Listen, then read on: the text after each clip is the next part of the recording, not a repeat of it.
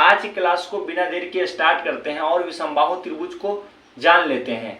मैंने विषमबाहु त्रिभुज का परिभाषा बहुत ही साधारण लिखा है, इसको पढ़कर और हम इस चित्र के मदद से समझते हैं। तो पहले पढ़ लेते हैं।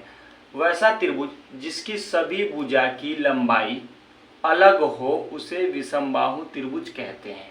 ठीक है, तो ये जो आपको त्रिभुज दिख रहा है, इस त्रिभुज का नाम ABC त्रिभुज का नाम है, त्रिभुज ABC। ठीक, तो इसकी जो AB भुजा है 5 सेंटीमीटर है और AC भुजा है 6 सेंटीमीटर है और BC भुजा जो है 7 सेंटीमीटर है। तो आपको ये दिख रहा है कि सभी भुजा की जो लंबाई है अलग अलग है। इस तरह का जो त्रिभुज होगा वही त्रिभुज जो होगा विषमबाहु त्रिभुज कहलाएगा।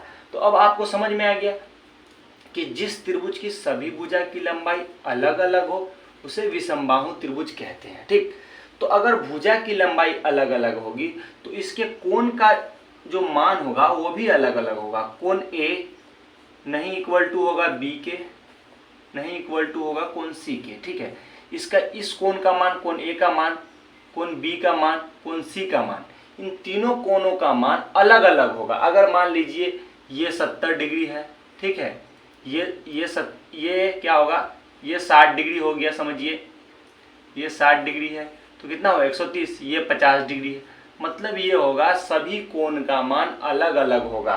जब भुजा का मान अलग अलग हो जाएगा तो उस त्रिभुज के कोण का मान भी अलग अलग होगा। तो वैसा खासियत सिर्फ विषमबाहु त्रिभुज में होता है। तो आपको ये समझ में आ गया कि विषमबाहु त्रिभुज किसे कहेंगे, जिस त्रिभुज की सभी भुजा की लंबाई अलग अलग हो उसे विषमबाहु त्रिभुज कहेंगे। ठीक, तो उसके कोण का मान भी अलग अलग हो जाएगा। ठीक।